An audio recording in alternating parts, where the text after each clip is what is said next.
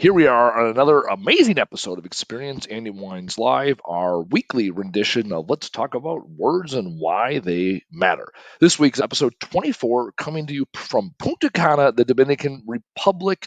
I'm on vacation, and yet we are here because this is what I do. And this is the discipline I have to put in the reps every week to bring to you content that is relevant to me and my world. And so we'll be jumping right into that after we take care of some housekeeping. First and foremost, let's always take a moment, or I will take a moment, to practice some gratitude. Today, I want to reflect.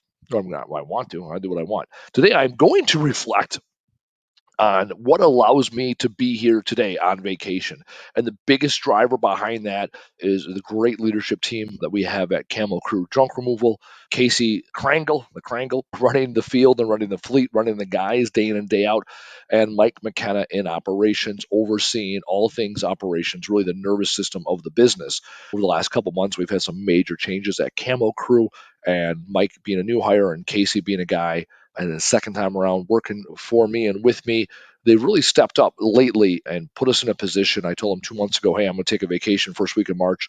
This is what needs to happen in order for me to do that. And they've absolutely stepped up, taken the ball and run with it, and very grateful for them. And then also, we have a couple of subcontractors that make things happen within our business. Emmy Thiel over at Squared Away, great service, phenomenal executive assistant. If you're ever looking for an executive assistant, I highly recommend Squared Away. And then we have Blake Krazel, I don't even know how to say it. Krazel, we'll call it Krazel, with Krazel Applications, which does HR, all things hiring, firing. He takes care of that. And then Chris Grow and Jandel over at Third Eye Local. So that really rounds out our leadership team, making things happen day in and day out with Camel Crew so that I can live my dream as the visionary and integrator and also take the time, a little respite and relaxation like I'm coming to you this week from Punta Cana.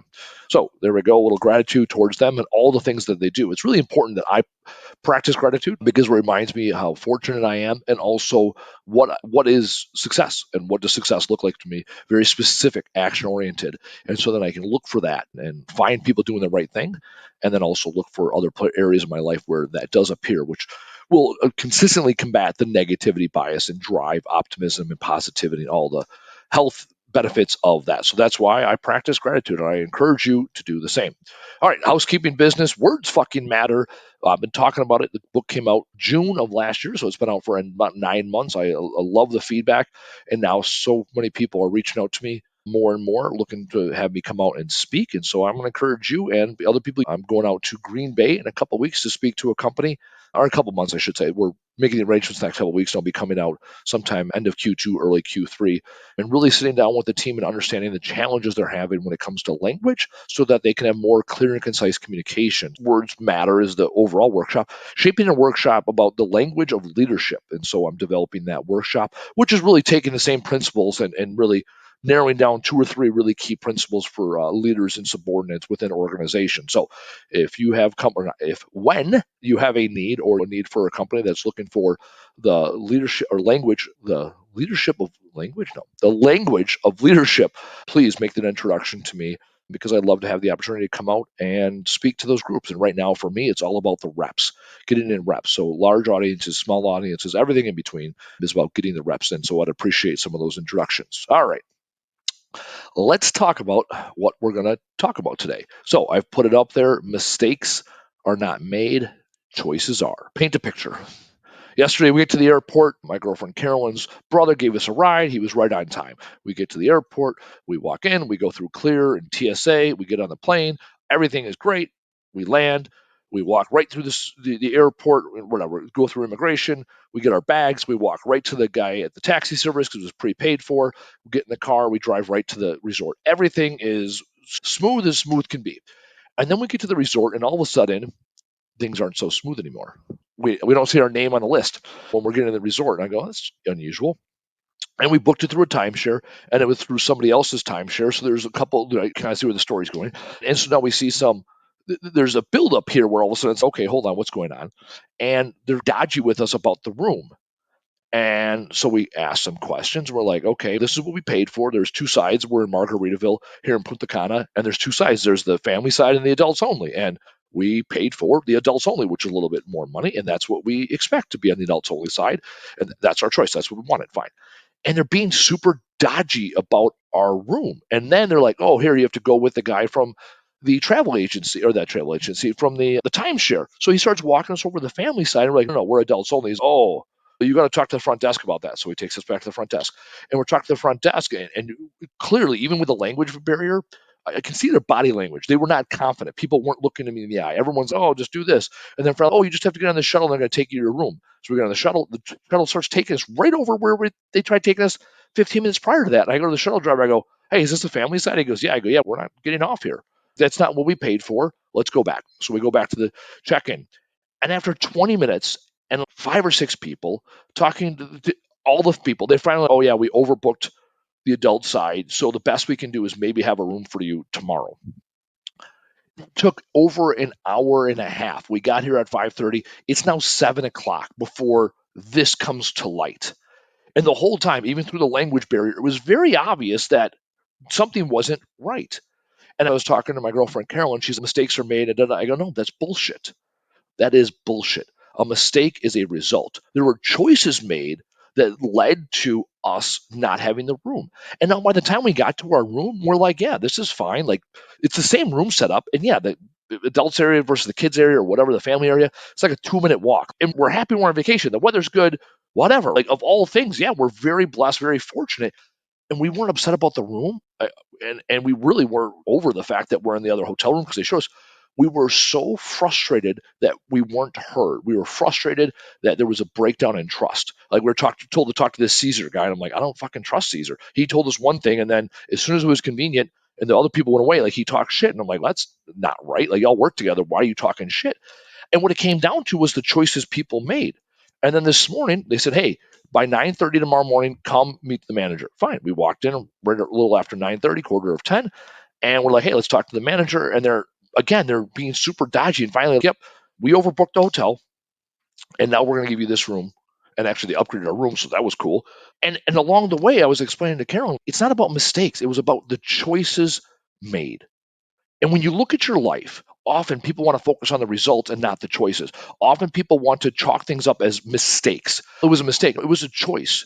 You chose to go to the bar. You chose to drink. You chose to get in your car. You chose then to drive into a tree, right? You chose to get a DUI versus, oh, it was a mistake.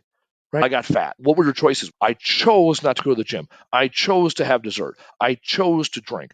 I chose to skip my meal planning. I chose to have cheat days, right? Those are all choices.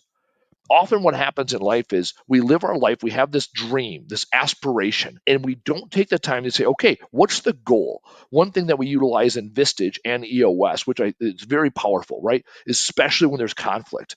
We start with the statement, right? Begin with the end state in mind, like we learned with Stephen Covey in Seven Habits of Highly Effective People. Begin with the end state in mind. So the first question we often ask is, what is your ideal end state? And now from there, we plan to get there. And when you plan to get there, you make decisions along the way that get you to your ideal end state.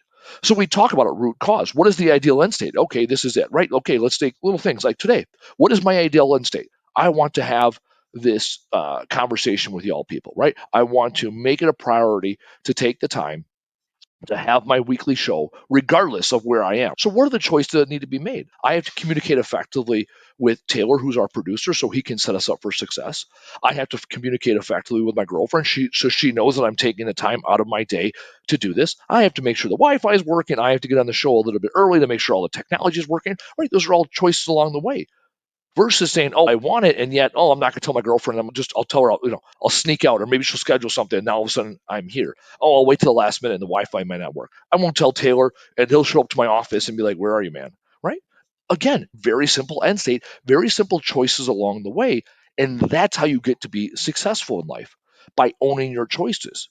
Now, on the flip side, there's plenty of times where I've had an ideal end state, and then my choices were inconsistent with that ideal end state. I was going strong at the gym for 2 months, December, January, and halfway through February, I was kicking ass at the gym. And all of a sudden, I got sick and I hit a plateau. And then I didn't work out for a week. And I went back to the gym and my numbers dropped like significantly. And my trainer's like, hey, Andy, don't beat yourself about it. And I'm like, no, it was the choices I made. I chose to take a week off. I chose to eat like shit. And now these are the results of those choices. So I have a new bar, a new low, or a new high, whichever way you look at it. And now I can choose to go on. I did not make excuses. I acknowledged what happened, right? I wasn't feeling great and I chose not to go to the gym. I could have chose to go to the gym. I could have chose to eat right. No. I was sick and I ate shitty, fatty, delicious comfort food for a week. And now I this is where I'm at within my health journey, right? And so now I had 2 good weeks and guess what? I'm here on vacation. It's an all inclusive. I do not drink. So I'm going to eat my money's worth and I'm going to choose to get fat this week. I literally weighed myself. I was 218 yesterday. I want to see how much weight I can gain this week because it's all inclusive. And I want to eat food and I want to make up for the loss of time yesterday, right? So I'm going to choose to get fat this week and eat and feel good about myself because I'm on vacation. And then on Monday, I'm going to choose to go to the gym and I'm going to work towards where I need to go in life. Those are all choices. At no point am I making excuses. At no point am I making a mistake per se. I am making choices and I'm holding myself accountable to what is my ideal end state. This week, my ideal end state is to have a good time, is to eat and drink and do what I want, enjoy the sun, and have a complete respite. I'm choosing not to work. I'm choosing to embrace this. I'm choosing to go on some adventures. I'm choosing to spend money when I'm a relatively frugal person. These are all choices. I feel great about these choices because it's within moderation. When I go on 1 or 2 vacations a year, I'm going to choose to have a good time. I'm going to choose to eat and drink and be merry. And then I'm going to choose to get back to my normal, regular life and do all the things that get me and give me the opportunity to choose to go on vacation again. Because week in and week out, I choose to go to the gym and put myself in a healthy place or physically, which allows me to be mentally healthy, or mentally healthy, which allows me to be successful running my company, which allows me to make money, which allows me to pay for vacations. And now I'm in complete control of my destiny because I begin with an end state in mind. I want to go on another vacation. What are the things I need to do? What are the choices I need to make along the way? And when I make those choices, I allow myself and I choose to live the life I want. My challenge to you is simple this week. Look at all the things that you do. We've gone over goal planning, we've gone over actions and activities. I want you to look at the choices you make.